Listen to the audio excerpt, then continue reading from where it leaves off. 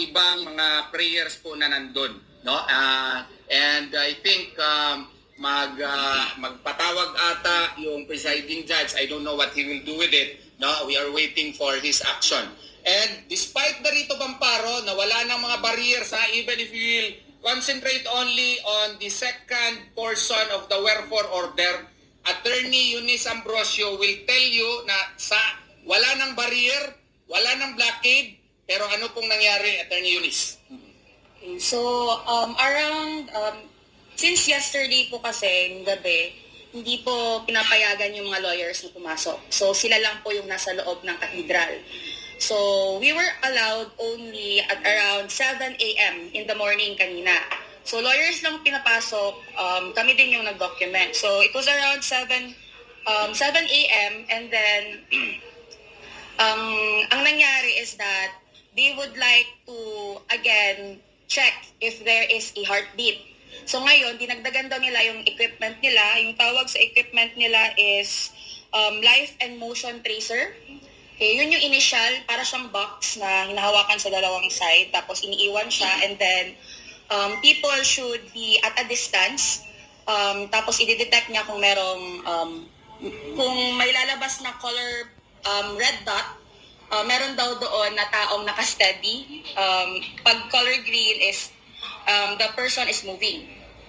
Ngayon, since dalawa yung pinasok nila na equipment, ang ginawa nila is pinagsabay nila dyan sa likod ng cathedral and doon sa cathedral mismo.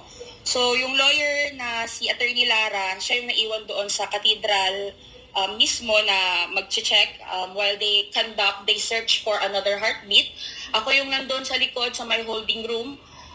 And then, ang ginawa namin is every inch, nilalapag nila yung kanilang motion and motion device, yung life and motion tracer.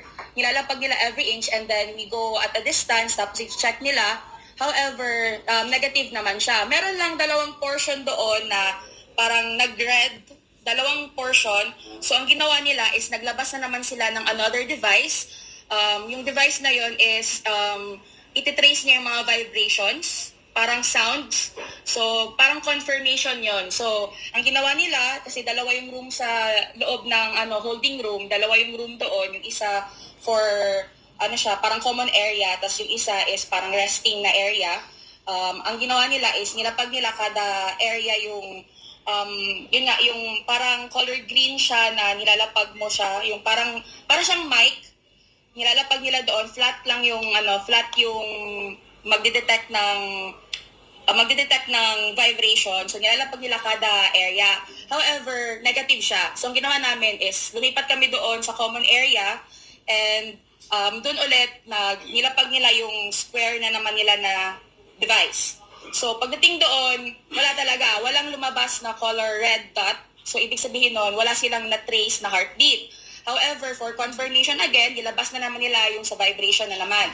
So, ang pinakalas nilang ginawa po is that yung isa kasi na vibration nila na device is nakatutok siya malapit sa aircon. So, in-off namin yung aircon kasi naka-trace siya ng natitrace niya kasi yung vibration ng tumutulong tubig, ganyan. So, pati yung vibration ng aircon. So, in-off namin yung aircon doon, nilapag nila doon, and ang sabi nila is may naririnig daw silang sound.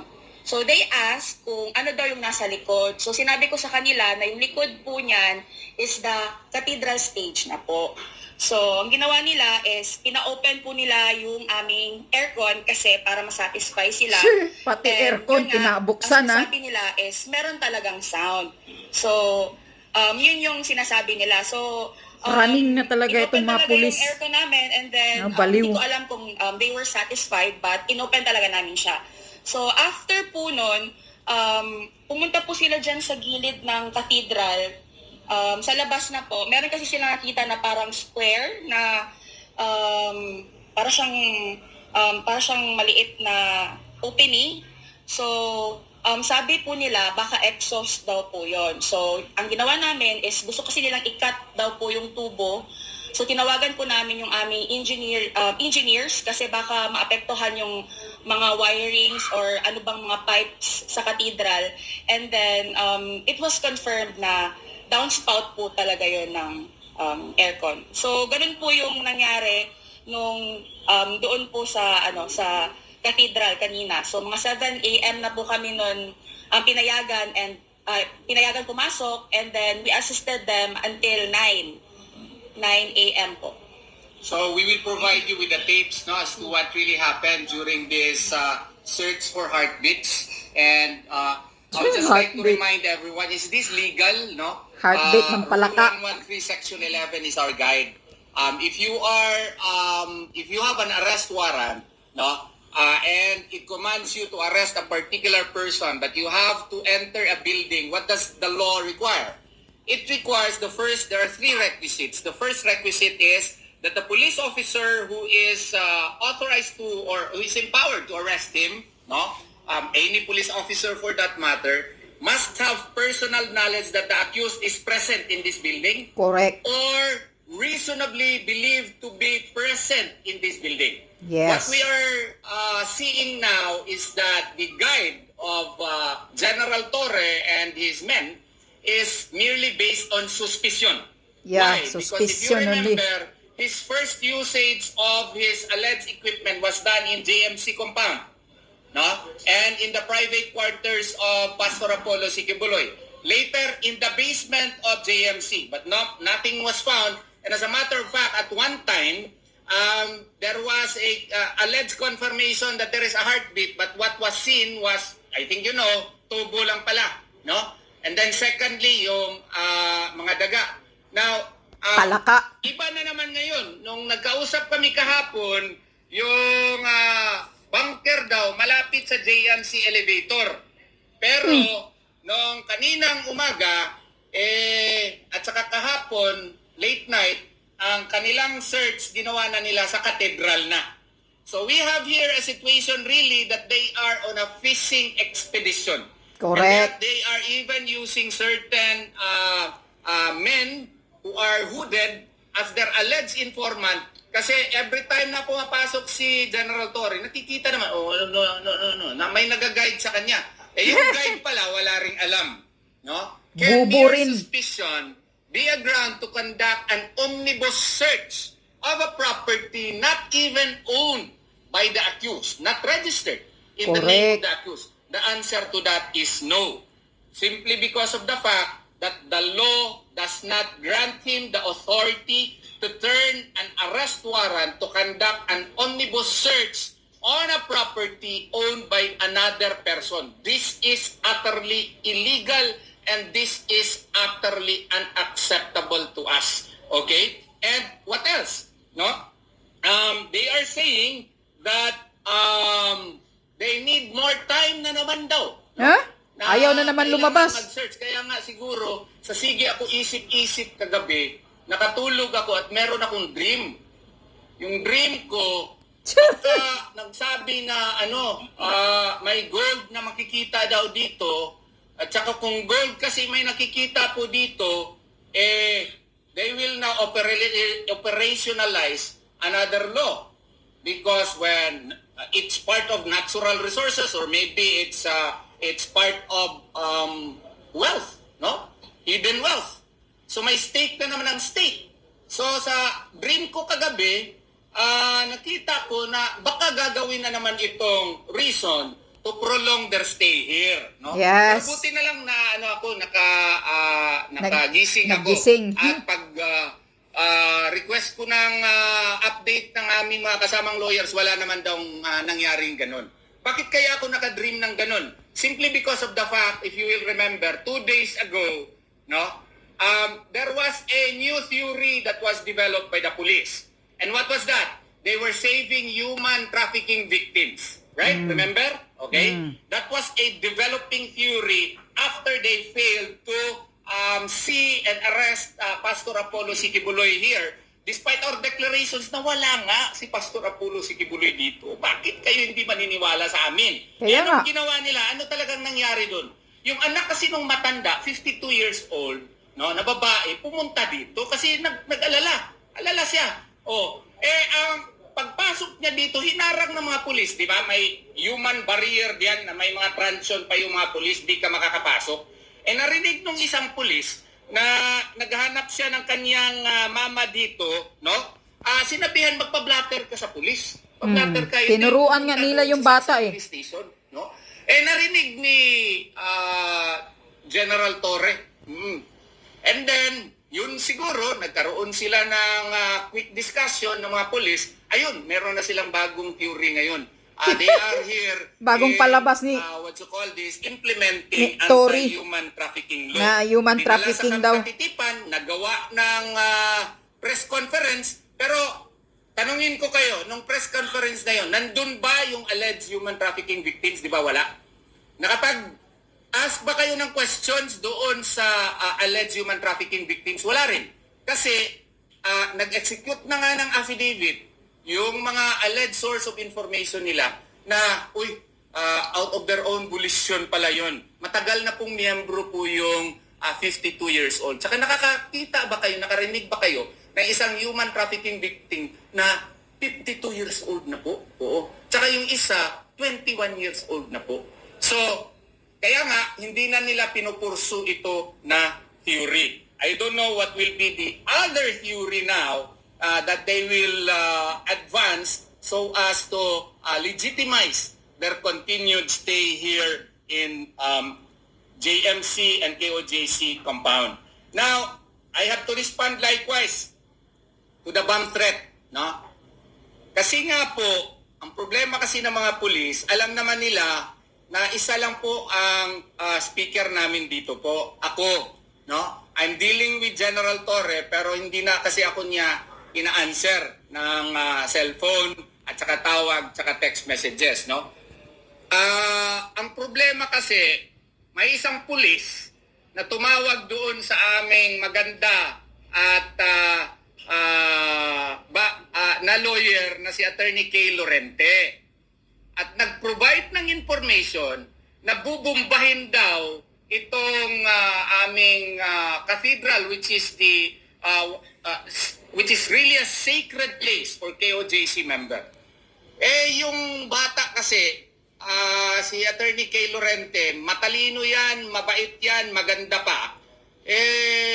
Babae, hindi nakapag-control ng kanyang emotion at umiyak at nataranta. Biruin mo, member siya ng KOJC, sacred place nila yung kanilang cathedral at saka bubumbahin. Ako po'y Muslim. Kung sasabihin mo sa akin, ikaw na pulis, kung sino ka man na nagbibigay ng information dun sa babae namin na lawyer, at sasabihin mo yung masjid ninyo ay bubumbahin, ewan ko lang kung anong mangyayari.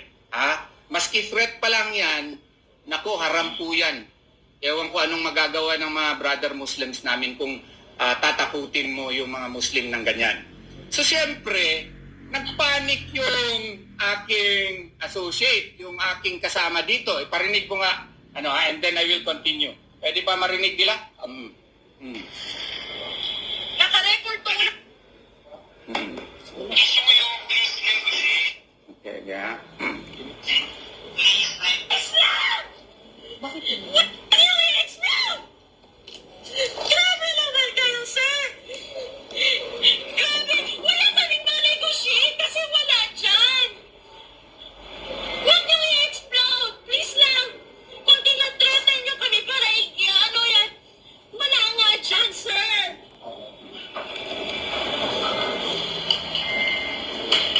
Huwag kayong mag-explode dyan! May mga tao dyan!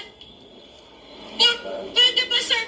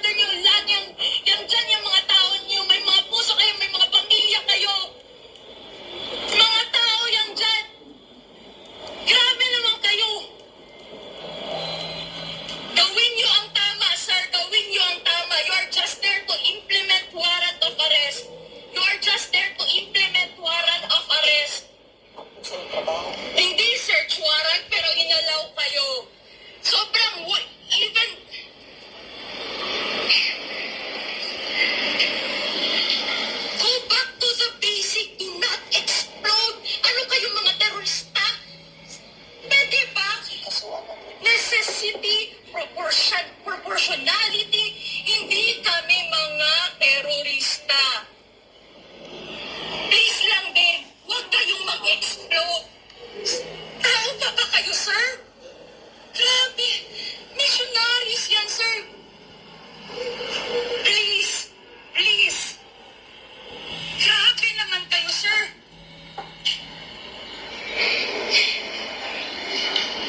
Huwag niyong i-threat sa amin ang buhay ng mga tao. Again, sir, pending yan.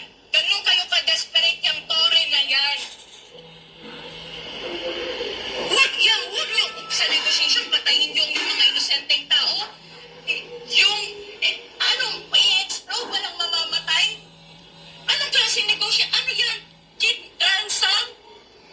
Kidnapping for ransom ginagawa nyo? Naka-record to, di ba? Naka-record to. Naka-record to lahat, di ba? Kayo, nakikisuyo, please negotiate. Yun lang, please negotiate. Please negotiate. Kung sino ang makakausap mo sa taas mo, please negotiate. Yun lang. Please lang. Paniwala ka sa akin. Gusto mo ng information, di ba? Binigay ko.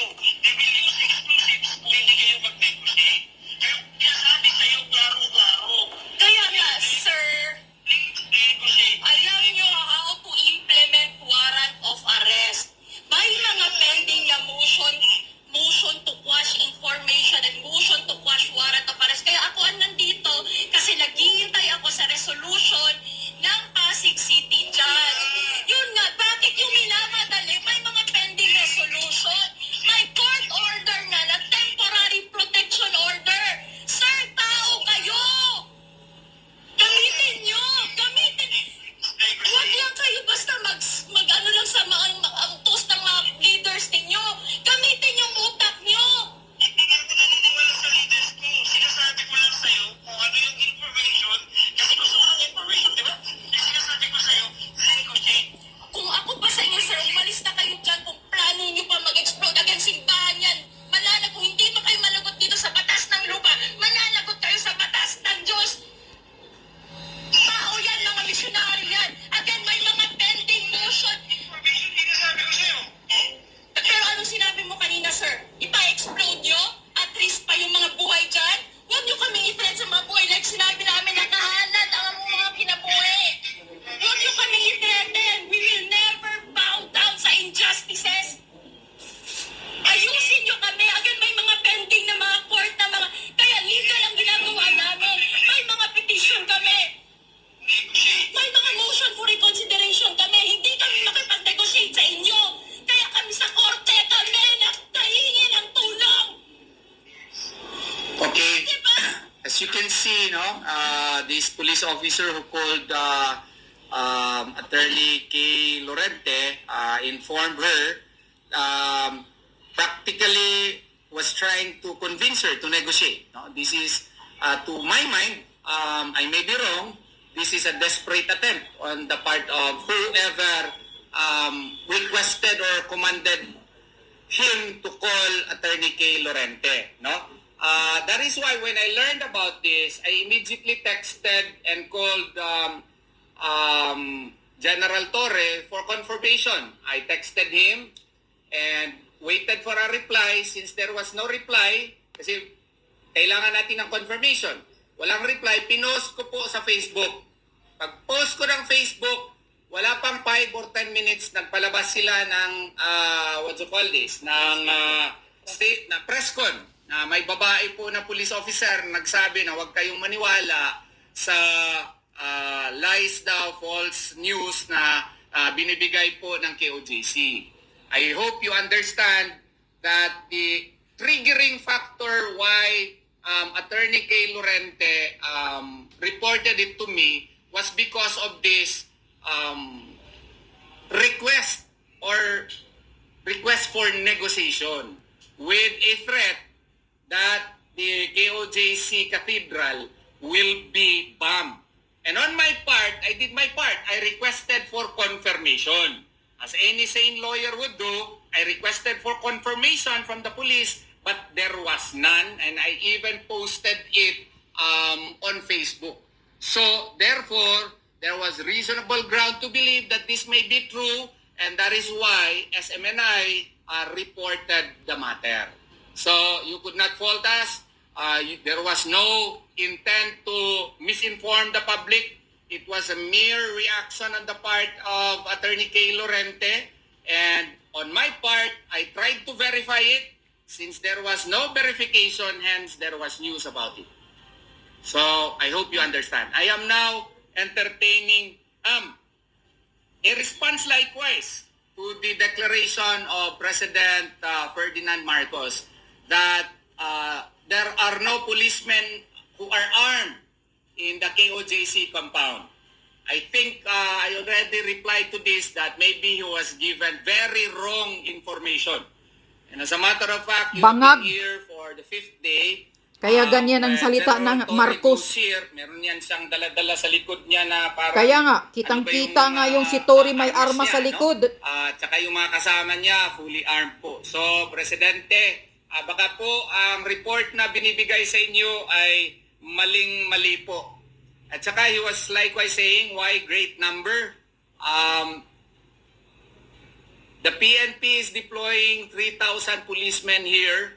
I do hope and pray that the same number of policemen would likewise go after known terrorists. And if you would like to look at the top 10 wanted terrorists, no, sana mag-create din and with the same vigor and vitality being exhibited by the PNP in so far as against my client is concerned. With the great resources, imagine, the taxpayers' money being spent here. Kaya nga. 3,000 policemen, and they are receiving more than 1,000 pesos a day, and then plus overtime, plus food nila, no? So that is how much, no, that the government is spending here simply because of Pastor Apollo Sikibuloy. Are they doing that to the known terrorists who have already been killed and have been convicted by regional trial courts? I think the answer is no. Pastor Apollo Sikibuloy is still questioning the finding of probable cause with the DOJ. The DOJ has not acted upon the same until now. The cases were already dismissed by the City Prosecution's Office, and it was the complainant, one complainant, who filed a petition for review in the Department of Justice. It was not ruled, not decided for more than 3 years despite our filing of motions for early resolution. And it was resolved at that time when there was a Senate investigation being conducted by Senator Risa Hontiveros. Voila, all of a sudden, on March 3 of 2024, there was a DOJ resolution indicting Pastor Apollo Sikibuloy for various crimes. And ang masakit pa, yung human trafficking aspect, final dito sa Davao, pero nangyari daw sa Pasig. Saan kayo nakakita na isang krimen na sa Davao City i-final, pero nangyari doon sa Pasig? Pero okay lang sa DOJ, okay lang sa kanila, okay. So, sabi doon sa DOJ resolution, the Davao City Prosecution's Office is ordered to file an information, walang S as against the accused for qualified human trafficking. Anong nangyari? Ang DOJ Central ang nag-file ng information at saka instead na isa, dalawa na. Non-bailable pa. Okay? Ano pang nangyari? Dinagdagan na ng DOJ. Pakapinan pa, ano din sa Tagalog yung pakapinan? Dinagdagan pa ngayon na meron pang freeze orders sa lahat ng mga assets No, yun ng nga SMNI, Children's Joy Foundation, KOJC, and other entities where the name of Pastor Apollo Sikibuloy is not even listed as a member. There is even no reasonable relation between the crimes allegedly committed in the U.S. and the jurisdiction here in the Philippines, because we know, according to territorial sovereignty rule, territoriality principle, that crimes committed in the United States of America are tried in the United States of America. Philippines has no concern over the crimes committed in the United States of America. Correct. Crimes committed in the Philippines, U.S. should not likewise interfere. That's why, which brings me to another point, sir. Sir President, the request therefore before of my client is very reasonable. that he was requesting the President of the Republic of the Philippines to issue a written declaration that he will not be extraordinarily rendered to the United States of America. That the United States of America, pursuant to the famous case of Nicaragua versus U.S. concerning territorial sovereignty, that the U.S. should not interfere in the judicial proceedings here in the country. Is that an unreasonable request? No. Because if you are the President of the Republic, you would want and insist that any and all processes in the Philippines should be respected, however powerful U.S. may be. And that avoidance of extraordinary rendition is even a matter of law. If you read Section 48 of the anti-terror law, it is even there, ban on extraordinary rendition. So therefore, the request of my client was very reasonable. But then again, even until now, he has not done it. So who is to blame? My client, who is merely exercising his right under the law, because an accused has the right nga to insist on his innocence even without surfacing. Miranda versus Tuliao would prove me that, and other cases decided by the Supreme Court. Why? Because if you are an accused and you really feel, like for example, you are an accused, sinabi na, ni-rape mo yung bata na yun, wala naman ako doon, hindi ko talaga kasalanan. May finding of probable cause, attorney, hindi ko talaga ginawa yan. Anong choice ko? Ang choice mo, kung may warrant ka na, pwede natin i-question yung finding of probable cause dito sa DOJ. Is that available to me? Yes po, available yan sa'yo. What if yung DOJ hindi mag-rule sa akin? We can go on certiorari to the Court of Appeals. That is po a remedy available under the law. If you would read the Ser Corbeto case against Senator Panfilo Lacson, that was availed of by Senator Panfilo Lacson. That was availed of by Senator Gregorio Honasan. That was availed of by Satoru Campo and even Lisa Mapa also availed of that. No? So sana may intindihan niyo po. Especially si Kabayan Noli Di Castro, in-interview niya ako. Sige sila hingi ng request sa akin, interview, bastusin lang pala ako dun. Hindi siya kasi makaintindi, pasensya na po Kuya Noli, I highly respect you, no? Hindi siya makaintindi na may right talaga yung akusado na mag-insist na inosente siya even if he will not face the case. Correct. Kung hindi yan present under the law, no? Ipa-disbar ninyo ako kung hindi totoo itong sinasabi ko. Oo. Meron kasi yan. And if the accused would avail of that right, then respect it, no? Respect it. It may be an uncomfortable choice. Ito nga, tingnan nyo, anong ginagawa no? But it is a choice. So do not tell my client, you should surrender, Tingnan natin kung isa sa inyo maakusa ng murder, tsaka hindi nyo talaga ginawa or human trafficking na non-bailable. Sasabihin ninyo, ano kayang number niya, Atty. Torion? Tatawagan ko nga yun at magpatulong ako. No? Do not condemn us lawyers. Because when you face cases later on, you would look for persons like Atty. Torion Exactly. who will defend you to the best of his abilities. Yeah. Yan lang po. You're I the am open best to questions lawyer now. talaga, Atty. Torion. Napakatalino mo. Following this court of the Manila Times trend, I'd like to ask if that threatening incident kanina was after the search ng sa particular. While undergoing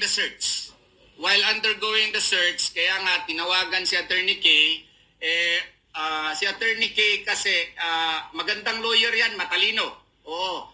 Pero babae, no? I have nothing against women. So, yun, devoted member po ng KOJC.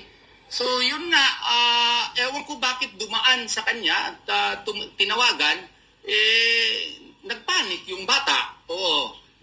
Biruin mo, devoted member ng KOJC at you would threaten her na kung hindi kayo mag-negotiate, bubumbahin namin yung cathedral ninyo. Hindi naman tama yun.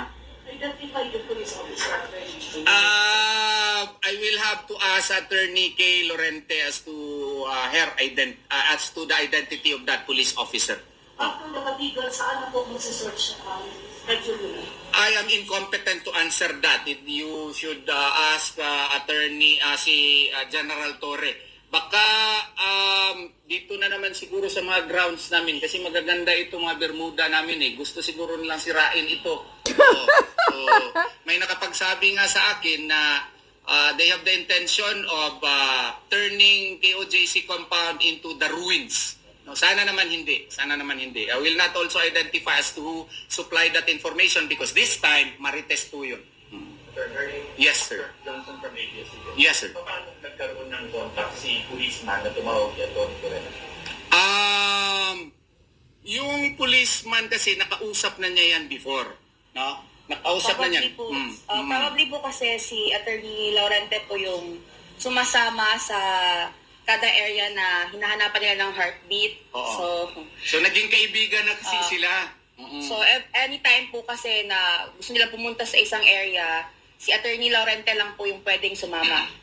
So nagkataon po na wala siya ngayon, wala siya dito sa Davao. So ibang lawyer po yung nag-assist. May sa picture kanila. ba tayo ni Attorney Kay? Baka pwede mapakita. Oo. Yes. Dito rin identify the policeman. I'm sure. Hindi natin sure. I'm not sure as to that. I will have to ask Attorney Kay Lorente as to that, no? In order to be very truthful on the matter. Yes, sir. Sir, we found a manifestation today. Ano po yung naman doon and ano yung mga prayers natin? Honestly, right after the meeting po, kagabi pa lang, may mga drafts na yung ibang mga associates ko. Pagka morning, nababasa ko na yung ibang versions nila, no? But I was waiting for the PNP to file a manifestation kasi sila ang nag-promise motion for clarification. Mga 10 o'clock na lang, wala pa. Wala na akong nagawa, I finalized the manifestation. Inunahan na lang namin, kaya hindi na ako makahintay. Ang essence lang dun is pinapakontempt ko po sila. Siguro hindi kaagad yun mag-grant kasi nga pero at least may grounds na kami and if we will be able to present evidences later on, no? Baka mag-grant. May mga ibang prayers pa doon na hindi ko pwedeng isabi sa inyo kasi this time, yung sabi nilang sub judice, baka matamaan din naman ako. Okay? Sir, yung JMC, ano po plano? Siyempre may klase. Oo nga, I'm the loading. Kaya nga problema ako dito, no? Ang ginawa ko na lang ay issued a memorandum na online muna kami. No? Online muna kami hanggang ngayon. And I hope and pray na after ng kanilang mga, parang stethoscope ang tawag ko eh. Ganyan, stethoscope, no? Na matapos ito, wala talaga. Makikinig sa heartbeat ng palaka. Si Tori. Yes, sir. Good afternoon, Attorney Carlo Rodriguez of Canada Digital. In connection with the question of Silent Chavez of I would like to ask, how was the disruption, yung disruption of classes of JMC po in terms na yung face-to-face classes, hindi sila instead of their engagement of their, so, aside the, affected na lahat ang mga courses of the JMC po? Yes, from primary, high school, college, law school, medicine, no? I am really concerned likewise kasi the bar exam is fast approaching and I am confronted with this difficult situation now. I am focusing my attention here and really it has affected our school, no? Medicine likewise, we have a very good medicine program. We have likewise very excellent college programs po, no? But I would like to inform you, instead na mag-drop yung aming enrollment sa law school, tumaas pa. Ewan ko bakit, no? But hindi po yan rason. Ang rason ko lang, nahihiya po ako sa mga parents po at saka sa mga estudyante ko sa nangyayari pong ito ganun. Kaya nga, isa sa proposal ko po doon sa Senado, kung naalala ninyo, is to make schools as zones of peace. That if there is any police operation to be conducted within school, if ever, no, they should be able to establish Estrada versus Escritor standards. Clear and present danger, yung dangerous tendency, kung meron ba talagang grave necessity to conduct such operation, and this should be, determined by the court, no? Before you would intrude into the sacredness of the grounds of a particular school or even church for that matter. Yes, sir. Attorney Ace po ng Balitang ATC. Tanong ko lang ba nalunod na yung sinasabi nila na banta ng pamobomba? Sana kasi nagdeklara na sila. They had to react kasi nag-post ako sa Facebook, and of course gusto nila maging pogi sa publiko, no? And they want to maintain the motto to serve and protect. Ginawa nila yun, and in fairness to them, that is a very good move po. Yeah, that is a very good move, and I would like to commend the officers who caused that press conference. Thank you po na hindi nyo po bubumbahin ang KOJC compound. Salamat po. Yes, sir. Sabi niyo po kahapon, nag-issue na sila ng panila sa kapitan. Doon yun sa may JMC yun. So nakita niyo na, sir? Hindi nga kami pasok eh. Cut po yung power doon. Wala pong madilim. Madilim po doon. Yes, sir. Will you file a case po doon sa police officer who allegedly sent those bombs?